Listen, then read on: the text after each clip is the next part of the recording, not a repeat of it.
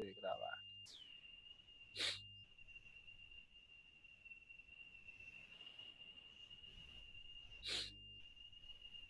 Bueno, bien. Seguimos con la clase con temas teóricos, ¿sí? Para continuar un pequeño repaso de la clase anterior.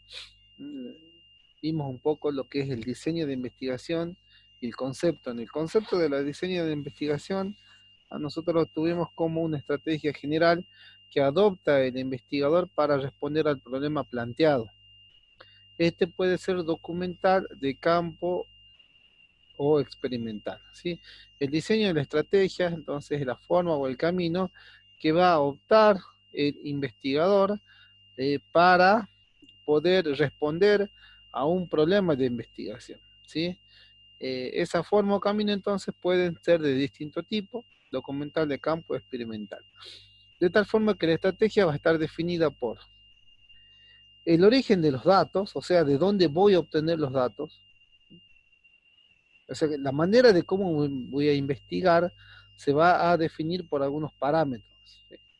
El primero es el origen de datos. ¿Cómo lo voy a obtener? Si van a ser datos primarios o de campo, o datos secundarios o de estudios en estudios documentales. O sea, si voy a ir yo a producir los datos o voy a utilizar datos ya existentes. Ese sería el origen. Y el segundo punto es la manipulación o no de las condiciones de estudio.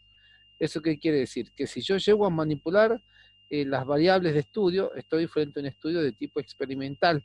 Y si no lo hago, estoy con un estudio de tipo no experimental o de campo. Bien, dijimos que para nuestro caso, nosotros vamos a tomar seguramente algunos tipos de estudios secundarios, porque esto siempre va a pasar así en nuestro diseño. Vamos a elaborar datos primarios porque necesitamos recolectar información y va a ser un estudio de tipo no experimental porque no vamos a influenciar sobre alguna variable de estudio, sino que simplemente vamos a tener un objeto de estudio que en este caso va a ser la población académica, no estudiantil y docente del IES número 11, a la cual yo no le voy a introducir, quitar o poner variables, sino simplemente voy a reflejar alguna realidad específica de esa población. Entonces no experimental. También vimos que la investigación documental, la primera esa que vimos, si era de diseño de campo o secundarios o documentales, o sea, estamos hablando del documental, de lo secundario.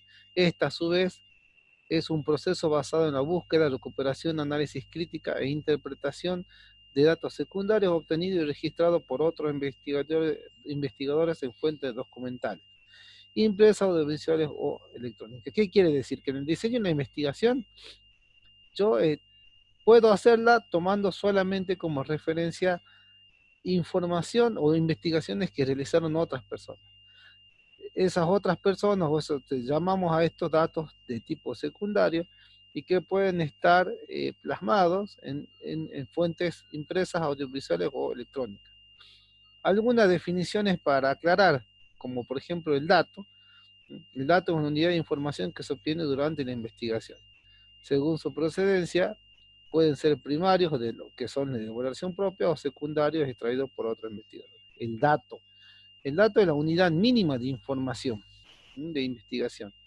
Un dato que puede ser edad, sexo, nombre, DNI, curso que está cursando, nivel académico, promedio, son datos que lo puedo obtener yo mismo si hago yo la encuesta, entrevista, o en este caso, en el caso documental, quizás puedo pedirle al mismo instituto que me dé el listado de todas las personas, por ejemplo, docentes por una parte y alumnos por otra parte del instituto, y que me dé un listado con esos datos iniciales. Ahí yo estaría utilizando datos secundarios, de información secundaria que me va a servir para mi investigación. Y lo puedo pedir por mail, entonces eso sería con una fuente electrónica. Fuente es lo que suministra datos e información según su naturaleza. Pueden ser fuentes documentales que proporcionan datos secundarios o fuentes vivas, sujetos que aportan datos primarios. La fuente es el soporte, ¿sí?, que suministra la información.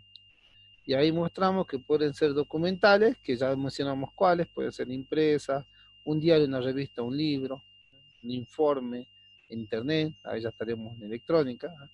Y también la fuente puede ser viva, que estamos hablando de personas, por ejemplo, expertos en el tema, ¿sí?, que ellos lo que van a hacer a través de una entrevista, yo voy a obtener información valiosa de una fuente viva, de una persona, ¿sí?, que me va a aportar evidentemente ya datos de tipo primario, ¿sí?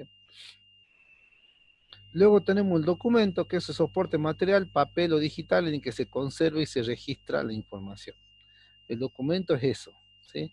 Es lo que yo tengo, tanto físico como electrónico, que me soporta o que pueda yo demostrar o dónde está esa información.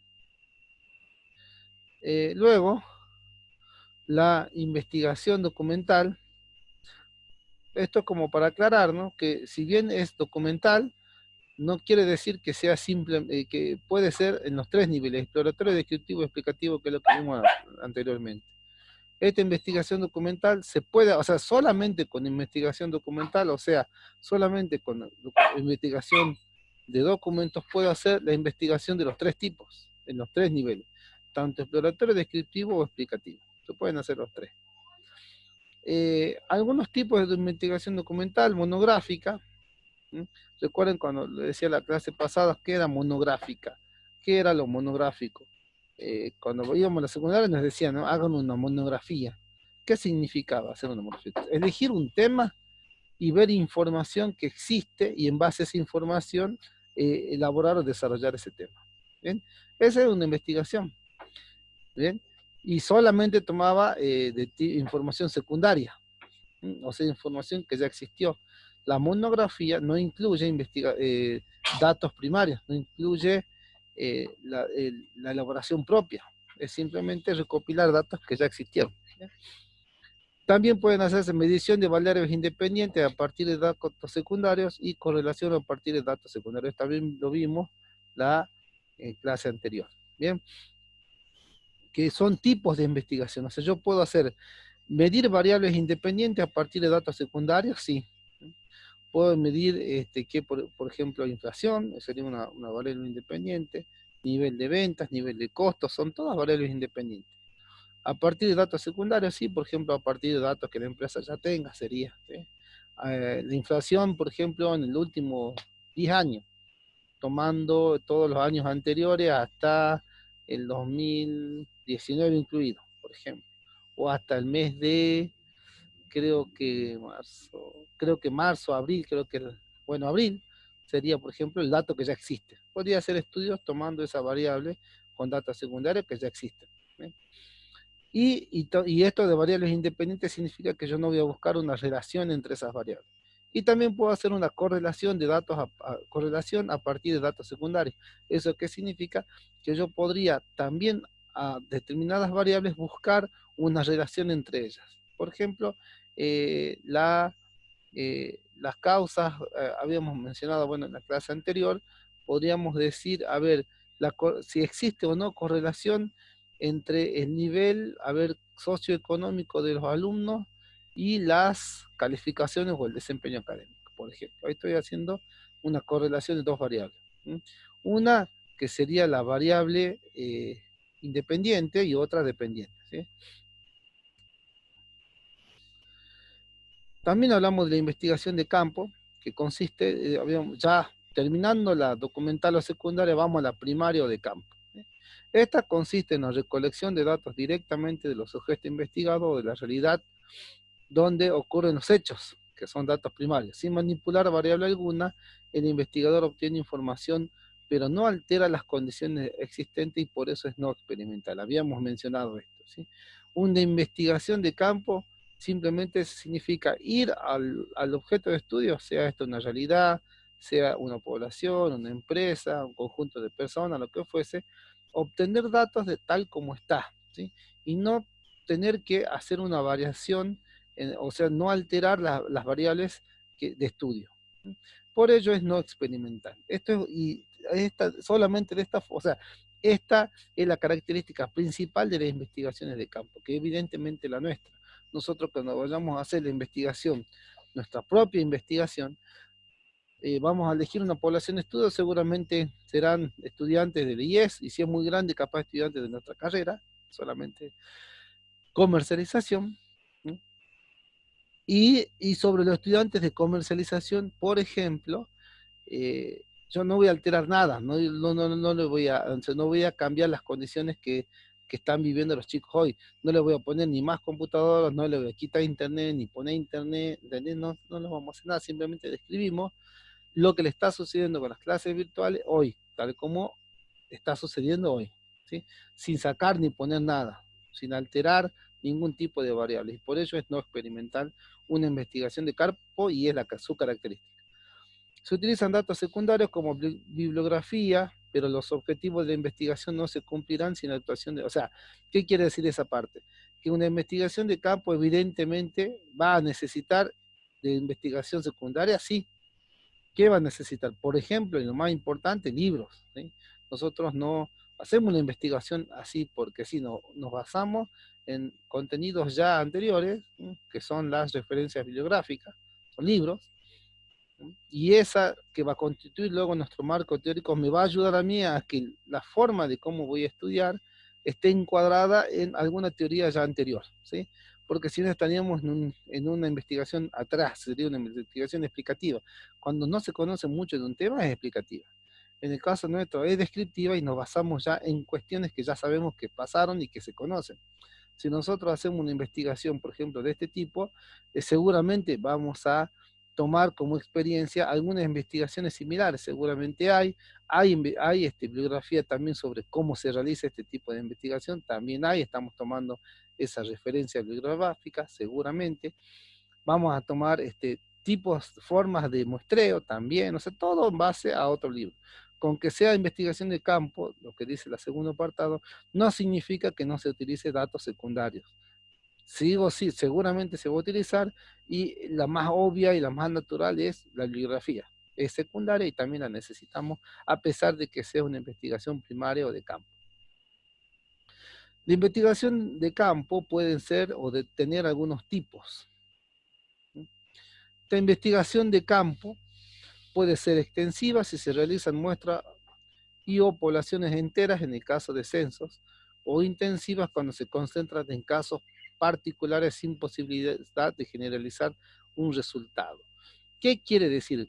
Una investigación de campo puede ser extensiva. ¿Qué quiere decir? O sea, que trate de abarcar a determinada población. Por ejemplo, nosotros podríamos hablar de la población, no sé, el alumnado del 10-11. Es una población. Yo puedo hacer una cosa, puedo hacer, a ver, muestras, tomar muestras, donde no le voy a preguntar a todos los alumnos, pero sí una proporción representativa de ellos, ahí sería una muestra, o puedo hacer el estudio y entrevistar y encuestar a toda la población entera, todos, uno por uno, a todos los alumnos. En este caso estaría haciendo un censo, ¿sí? ¿Por qué acá es extensiva? Porque lo que se hace es tratar de llegar a toda la población, o mejor dicho, los resultados de la investigación van a ser extensivos. O sea, se va a dictaminar, o el juicio de valor que se va a realizar es extensivo para todos. Por ejemplo, yo podría decir, el nivel, de hecho, nuestra investigación en general va a concluir en que el éxito o el fracaso, o a ver, el grado de eh, de eficiencia que tuvieron las clases virtuales en el aprendizaje del alumno, por ejemplo, ¿sí? Y yo no voy a decir que Juan Pérez aprendió bien y, no sé, Río María medio mal. No, uno dice directamente, el alumnado le dije 11 tuvo dificultades, o, por ejemplo, tuvo dificultades con el aprendizaje en entornos virtuales, por ejemplo. ¿Ve? Entonces lo hago extensiva a toda la población, más allá que le haya preguntado a todos, como es un censo, o haya tomado muestras. Lo importante acá es que es extensiva cuando yo quiero afirmar o concluir o emitir un juicio de valor para todos. ¿Bien? Eso lo hace extensivo. En cambio, cuando una investigación de campo es intensiva, acá el tema es que toda la información, tanto la toma como la conclusión, se va a concentrar en algún caso particular, sin posibilidad de generar los resultados. Por ejemplo, yo puedo hacer el estudio de una pyme jujeña, cualquiera. Baluta, hermano, yo recuerdo que una tesis se presentó así en ciencia económica. Hago un estudio de caso. Quiero saber, Balú, hermano, cómo surgió, cuál fue su historia, qué problemas tiene, cuáles son los variables de éxito. Quiero saber, ¿sí? Ahora, eso es intensivo porque todo el esfuerzo y la concentración, inclusive la complejidad y la profundidad va a estar abocada a ese caso. Las conclusiones no van a ser generales. No voy a decir todas las empresas de Jujuy son así, digamos, o todas las empresas de Jujuy tienen esta característica. No, porque yo estoy haciendo estudios de un caso en particular y es intensivo. Bien, esa sería la otra parte. ¿Sabieron un autor también sobre investigación? Acá puse mal, es 2009. Incluye algunos diseños de campo, o sea, tipos de diseño de campo, y esto es importante, hasta por acá nos quedamos en la clase pasada, ¿no? Y ahora vemos todos esos diseños de campo, ¿sí? Un tipo de diseño de campo, una investigación de campo, es la encuesta por muestreo. Encuesta por muestreo, a ver, es una técnica, o sea, una forma de hacer las cosas en este tema, en este caso, una forma de investigar,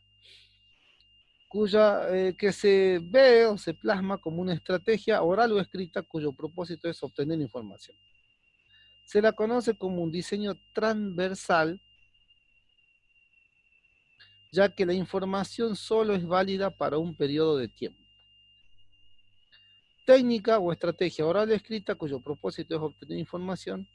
Ahí tienen la forma, es tanto oral o escrita. Y el propósito es obtener información. Y acá lo que lo hace distinto a los demás es que el diseño es transversal, ya que la información solo es válida por un periodo de tiempo. ¿Qué quiere decir? Lo que nosotros, por ejemplo, podamos estudiar sobre, decíamos, el grado, el nivel o la deficiencia en que se realizaron las clases en entornos virtuales, en cuestiones digitales y virtuales, podríamos ver ahí, o sea, la conclusión y el estudio va a ser válida para este tiempo, que va a ser tiempo de cuarentena, digamos, ¿eh? Ahora, la misma situación, el mismo tipo de estudio, ya no va a ser válido el año que viene, por ejemplo, o el próximo año todavía, el 2022 no va a tener ninguna validez porque esta investigación por encuesta sirve para hacerla en un determinado tiempo y vale por ese tiempo. ¿Sí? Por ejemplo, sería en el término en el que llevamos de cuarentena. Eso es lo que significa o eso es lo que le hace distinta del resto una encuesta por muestreo. El tipo transversal, que es lo que nosotros vamos a hacer, ¿sí? Es algo transversal. Y ese estudio de tipo transversal podemos hacerlo acerca de un grupo o muestra de individuos, que es conocer algo acerca de ellos. O sea, hay dos tipos de hacer este tipo de encuesta. Y que, por ejemplo, uno sería conocer algunas características de los individuos, ¿no? Que es lo que estamos haciendo nosotros. La nuestra es por muestreos acerca de un grupo de individuos. ¿Qué queremos hacer nosotros? Conocer a los estudiantes qué tal les fue con este tema de los entornos virtuales. ¿Sí? Eso es lo que quiero. Quiero conocer algo sobre ellos, sobre ese grupo o muestra de individuos. Quiero conocer cómo llevaron las clases, los alumnos, las clases virtuales o entornos virtuales. ¿Bien? Y otro tipo, B, sería en relación a la opinión de estos sobre un tema específico. Esta es otra cosa. Acá yo quiero conocer algo acerca de ese grupo y acá lo que quiero conocer es qué opinión tiene ese grupo sobre algo. ¿Se entiende? Es distinto. Acá sería, por ejemplo, las encuestas de opinión, ¿sí? Que es que de hecho lleva el nombre, encuestas de opinión, ¿sí?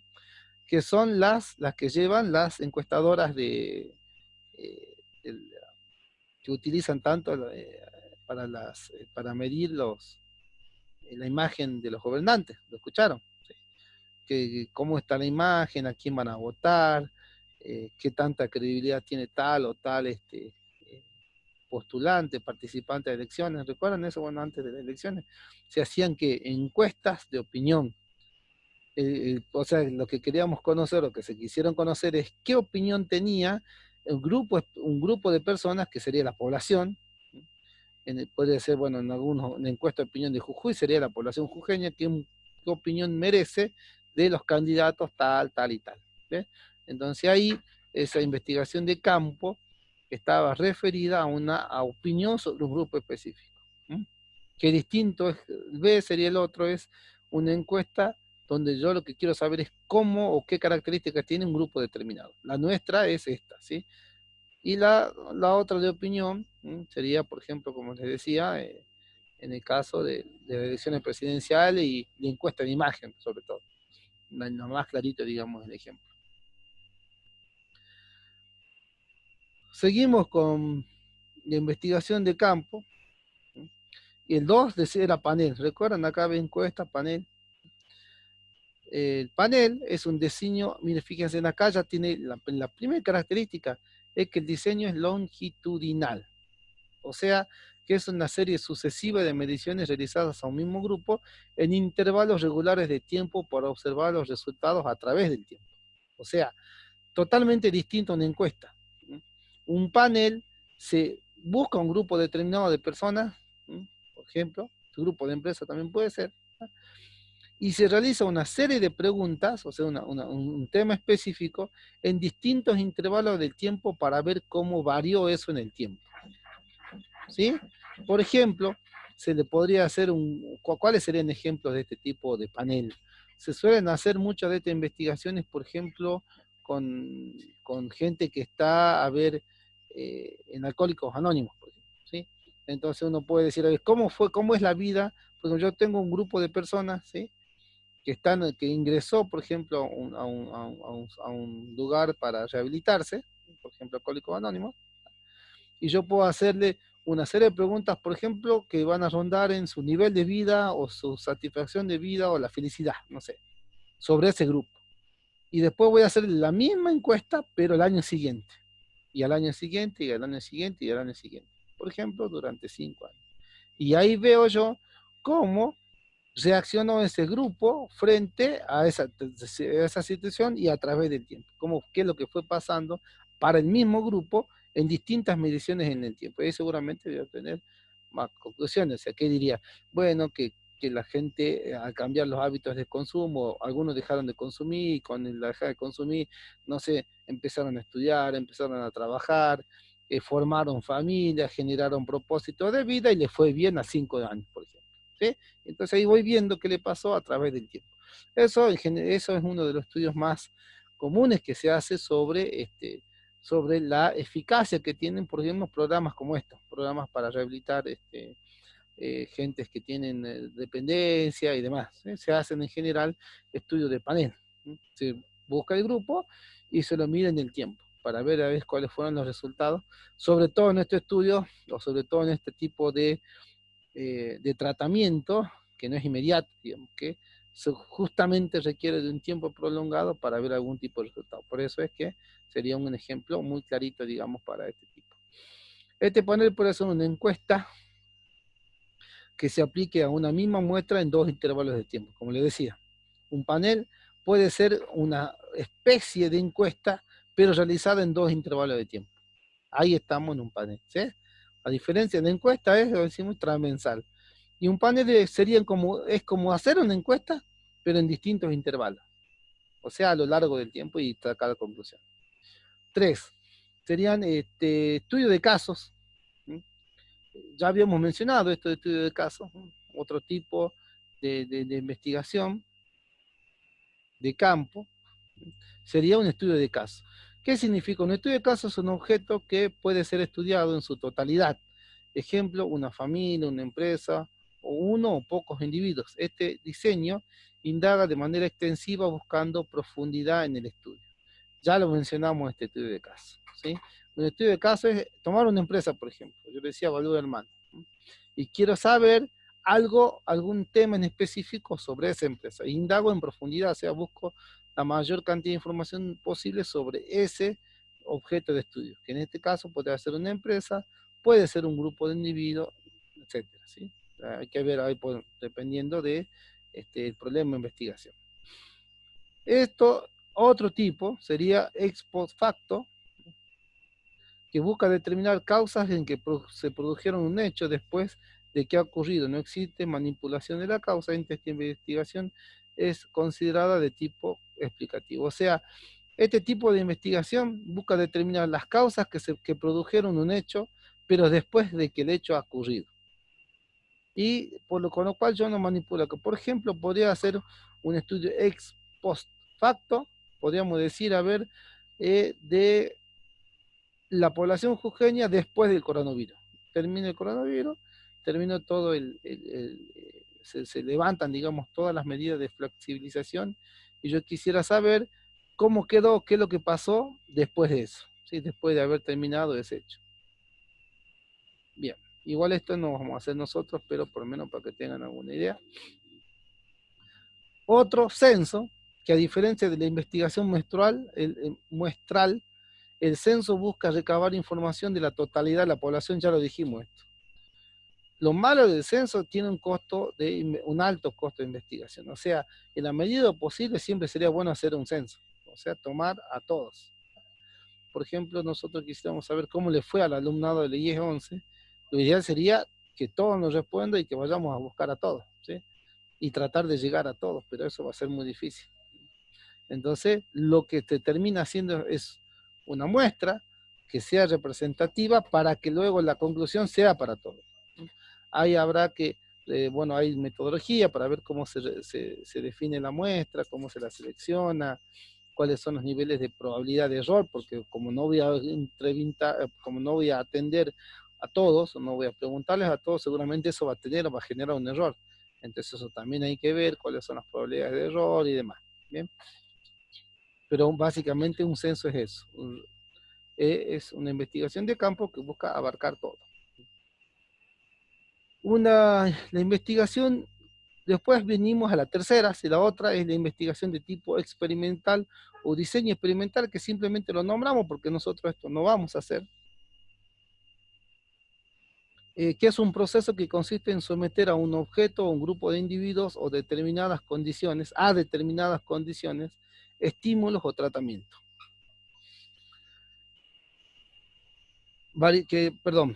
Volvamos, proceso que consiste en someter a un objeto o grupo de individuos a determinadas condiciones, estímulos o tratamientos, que son las variables independientes, para observar las reacciones que se producen, variables dependientes. Y es netamente explicativa, ya que trata de demostrar que los cambios en la variable dependiente fueron causados por la variable, acá está mal, perdón, corregí aquí, fueron causados por la variable independiente.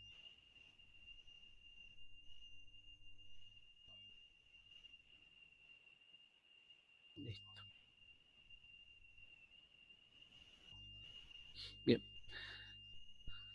Se pretende establecer definitivamente una causa-efecto y a diferencia de la investigación de campo, la experimental se caracteriza por la manipulación de variables durante el experimento. Bien, esa es una investigación de tipo experimental. Yo les mencioné la vez pasada, por ejemplo, la investigación del Elton Mayo de las escuelas de relaciones humanas. ¿Qué hizo? ¿Qué se buscó? Tenía variables independientes. ¿Cuáles eran las variables independientes en ese caso? Poner la luz, digamos, ponerle más o menos luz, el calor, poner que haga frío, que haga calor, ¿ah? Ponerle determinadas condiciones, o sea, climáticas, quitarle o sacar alguna máquina, o sea, ponerle algún trabas o algún beneficio, ¿sí? Todas esas fueron variables independientes que fue introduciendo Elton Bayo en su investigación. ¿Para qué? Para ver cómo reaccionaba la gente. ¿Ah? Esas son variables independientes. ¿Y cuál era la variable dependiente? El comportamiento humano. Lo que se buscaba es entonces, o en ese momento lo que él intentó es ver o predecir el comportamiento humano teniendo en cuenta determinadas variables que él iba introduciendo y que iba manipulando, que eran las variables independientes. De la misma manera nos podríamos inclusive imaginar los actuales investigadores científicos que están buscando la cura contra el coronavirus, ¿sí? ¿Qué es lo que están haciendo?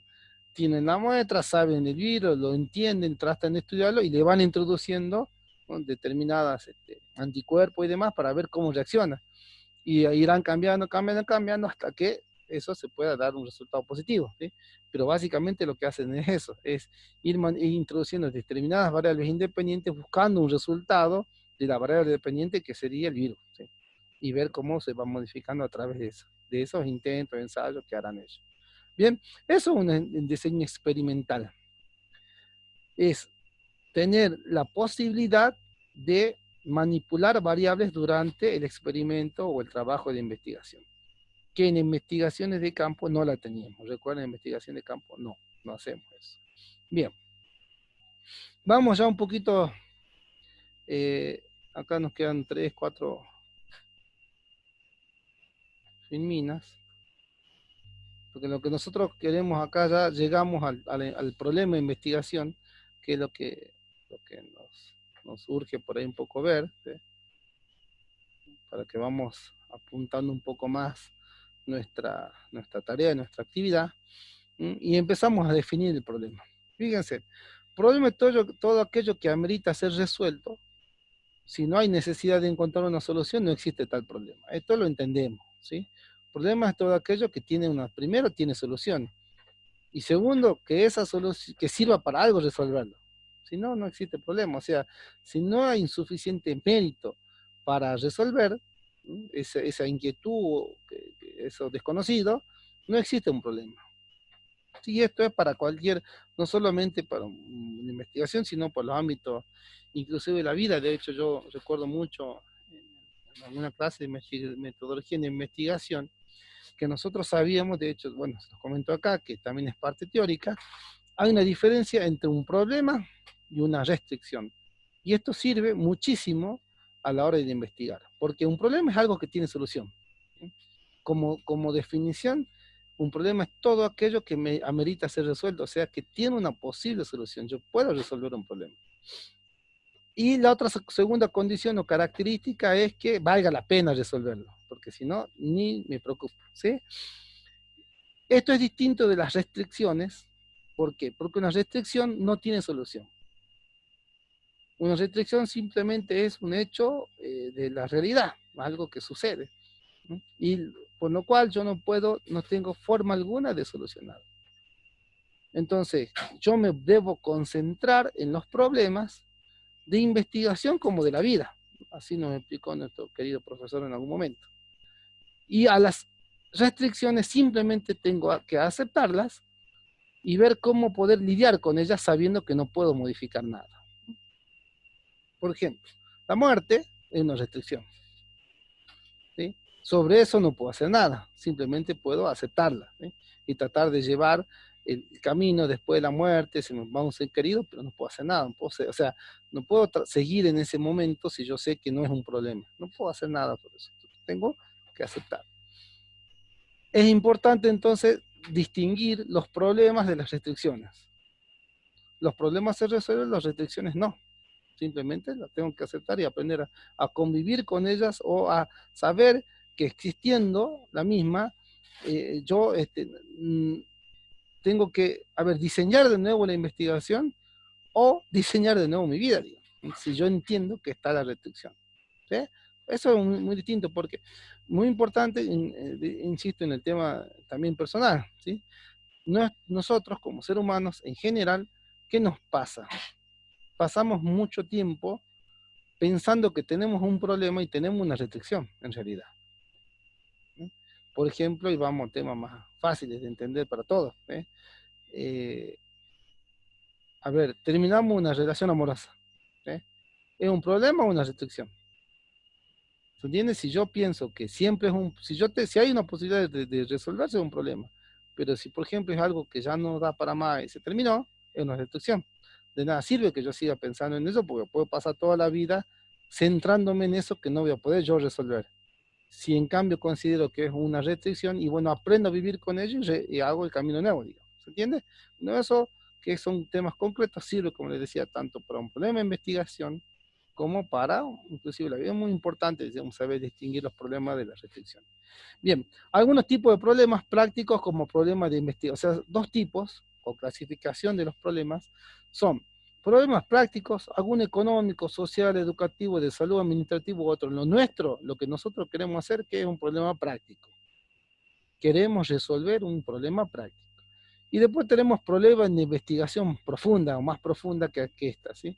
Que es, por ejemplo, que busca describir qué, quién, dónde, cuándo, que busca explicar por qué pasó tal o tal cosa, ¿no?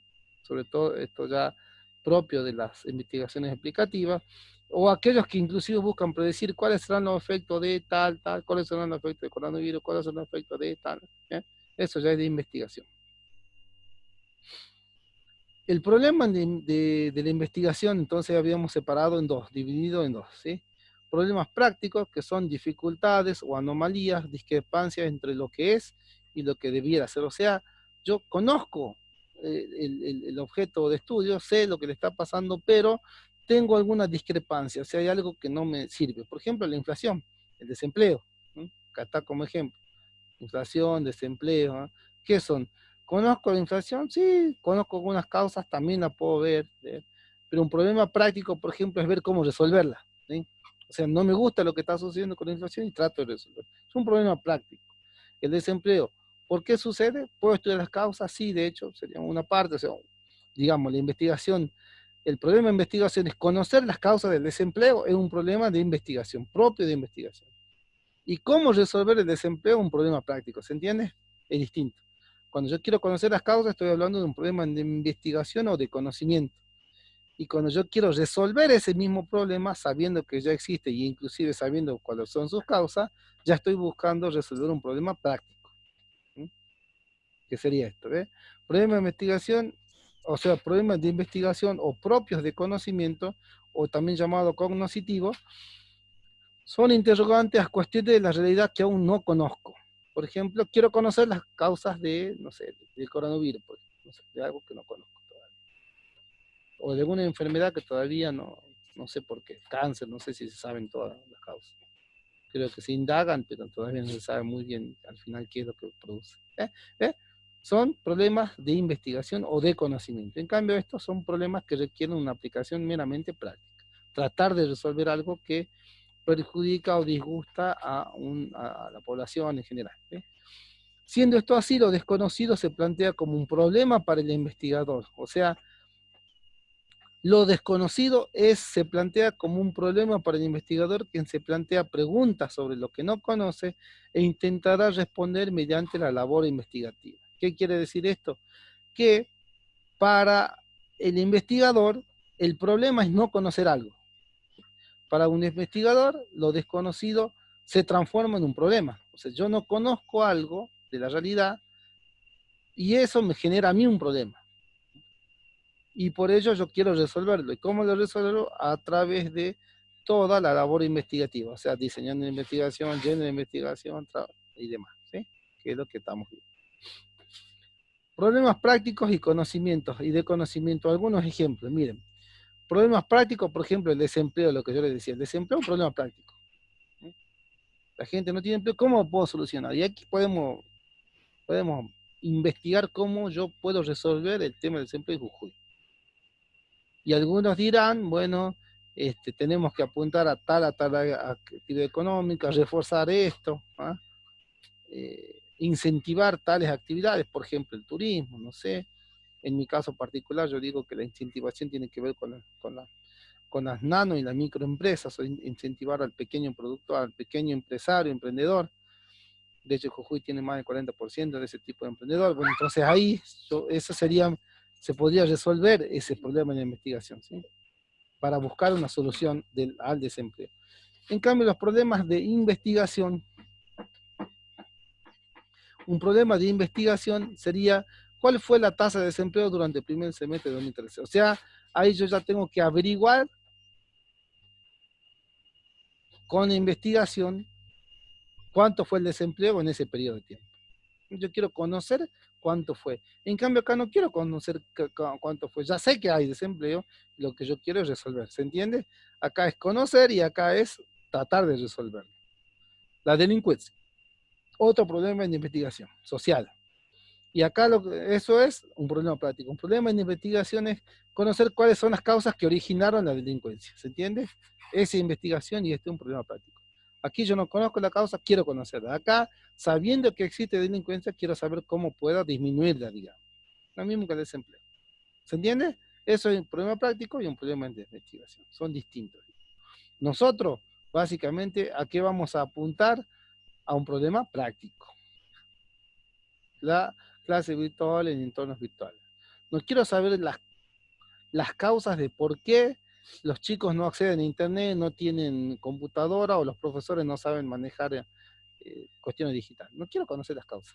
Lo que yo quiero saber simplemente es, en realidad lo que nosotros hacemos es simplemente describir cómo está, cómo está pasando, digamos, esa realidad, nada más.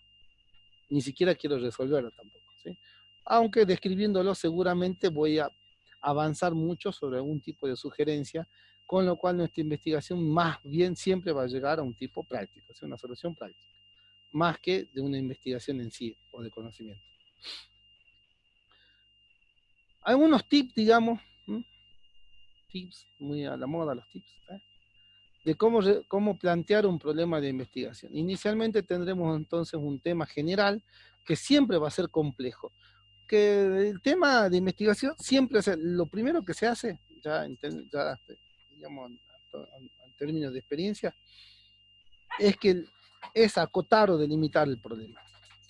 Porque siempre se nos plantean muchísimas cosas, ¿no? Y esas van a ser muy complejas y difíciles de resolver. ¿Por qué? Por la complejidad. Porque un solo tema de investigación, o sea, lo que a nosotros nos preocupa, seguramente va a ser muy amplio y no se va a poder resolver con una investigación. Entonces, seguramente hay que acotar ese problema, delimitarlo y tratar de ser más específico en la delimitación del problema para que pueda ser factible o realizable la investigación. Por eso mismo decíamos que al principio siempre es complejo y hay que acotarlo. Una de las formas de acotarlo entonces es indicar el objeto de investigación. Por ejemplo, de indicar la población de estudio. Yo les decía, podemos habernos planteado cómo le fue a Jujuy, no sé, con el coronavirus y las clases, ¿sí? Y el dictado de clase, en todos los niveles.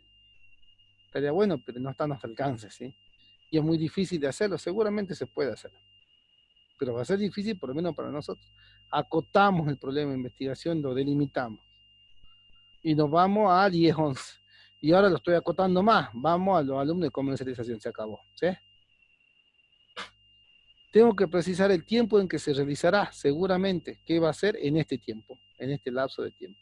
Porque además recordemos, nuestra investigación es de campo, y por ser de campo es, habíamos dicho, transversal. O sea, en un momento de tiempo determinado y va a servir para este momento y nada más.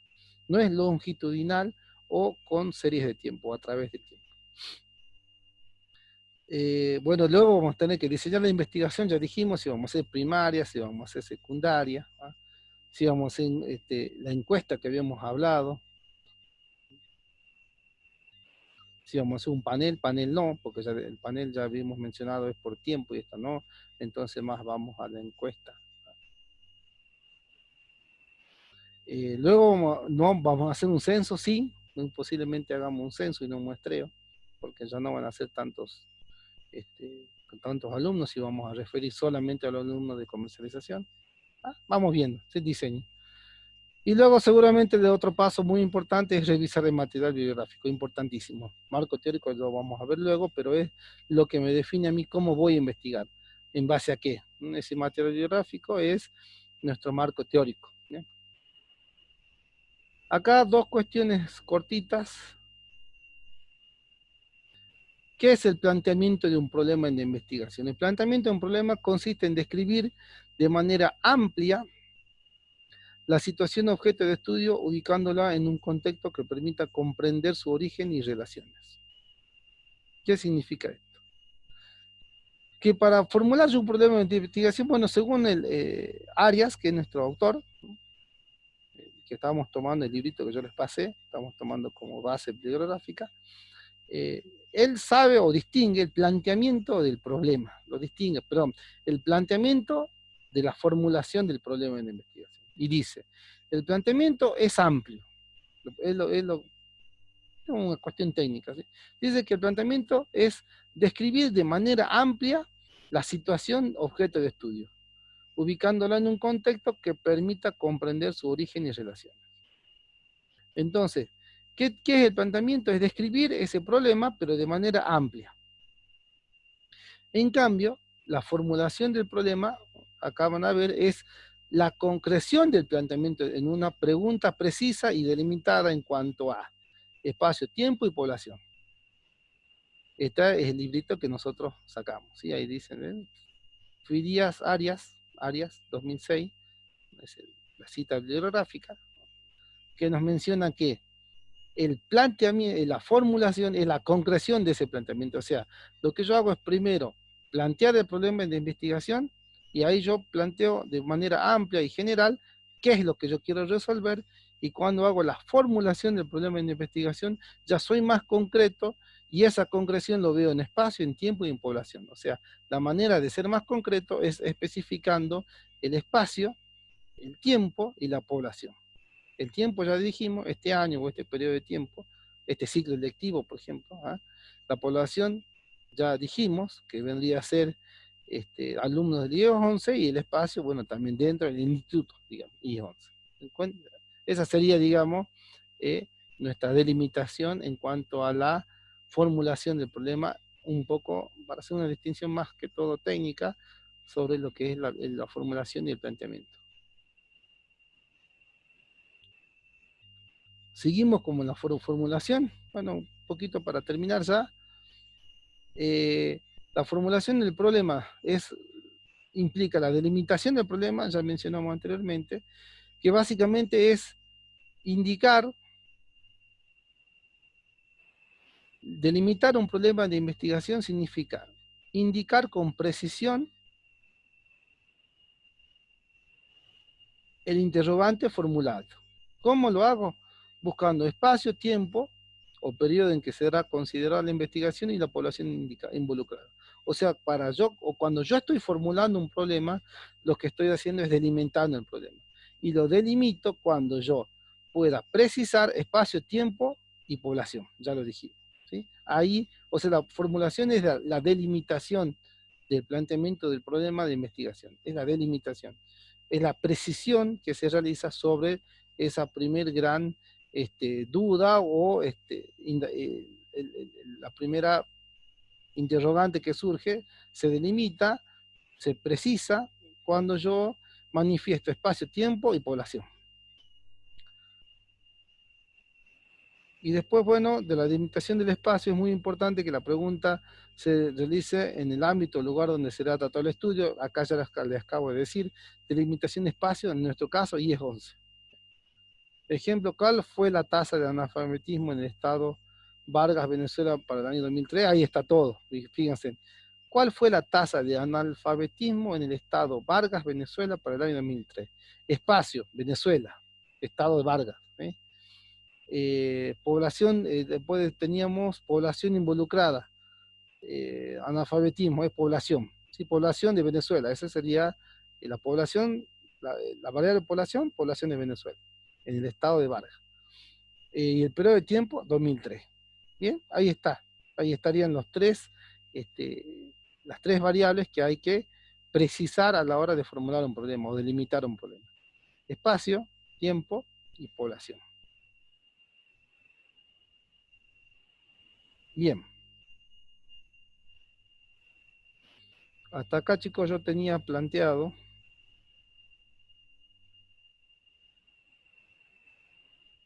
la clase. Extrañamente no se cortó todavía. Pero bueno, terminamos acá con los temas teóricos. Nos dieron más de los 40 minutos.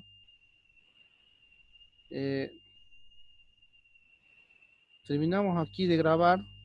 Voy a sacar, digamos, ya la grabación, y lo único que les quiero pedir a ustedes. Profe, ¿podría pasar las dos grabaciones al correo? Porque ¿Qué pasó con no lo la mandó tuyo? la clase anterior. ¿No la mandé o no te llegó a los demás chicos? ¿Qué dicen? Ezequiel me dijo que tampoco no le mandó, que Ah, no no le llegó. llegó. Y yo Ajá, también no me llegó el correo. ajá. Y Ezequiel me dijo que no se iba a poder conectar porque tuvo problemas familiares y bueno, no dijo que le avise. Pero la anterior vez sí les llegó a ustedes. O sea, ya les No, llegó. la semana pasada no mandó. No. La primera clase, la primera actividad que tenían para realizar, sí les llegó, ¿verdad? La primera sí. Ah, listo. Si le llegó esa, ya está, porque quería corroborar los correos electrónicos. Si les llegó, entonces que está todo bien. ¿Ah? Yo ahora mismo termino y ya cierro la charla y le estoy mandando. Dale, la voy a mandar a las dos clases, esta y la anterior. Vale. Meta, chicos. Nos vemos la próxima. Buen fin de.